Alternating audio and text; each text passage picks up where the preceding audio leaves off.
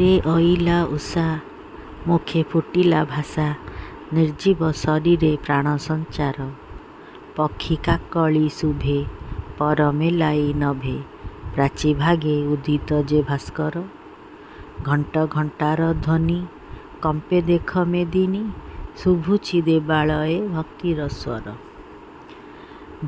ରକ୍ତିମ ଆକାଶ ଶୋଭା, ଆହା କି ହେ ମନଲୋଭା, ଅରୁଣ କିରଣ ପଡ଼ୁଛି ଦେଖ, ହଳଦୀ କାଠୁଆ ଧରି ଚାଲୁଛନ୍ତି କେତେ ଗୋରୀ, ମାଜିବାକୁ ନଦୀରେ ରୂପରେଖ।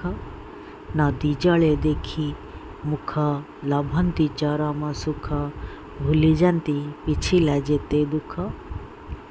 କା କା ରାବ କରି କାଉସା ଯେ ବଇରୀ, ନିଦ୍ରାଭାଜିଣ ସଭିଏଁ ଉଠନ୍ତି, ପାହିଗଲା କେତେ ଶୀଘ୍ର ରଜନୀ ସତେକି ବ୍ୟାଘ୍ର, ତଥାପି କେତେ ସପନେ ଅଛନ୍ତି।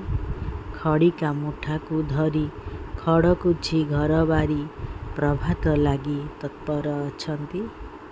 ମୁଖ ପ୍ରକ୍ଷାଳନ କରି ଫୁଲ ଚାଙ୍ଗୁଡିକୁ ଧରି, ଯତନେ ଫୁଲକୁ ଧୀରେ ତୋଳଇ, ମଧୁର କଣ୍ଠର ସ୍ୱର ହେଲାଣି ସଖୀ ଭୋର, କାନେ ଶୀତଳ ପବନ କହଇ।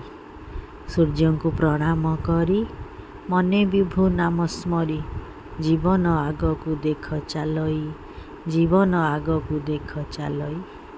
ଇଏ ଥିଲା କବିତା ପ୍ରଭାତ ବନ୍ଦନା।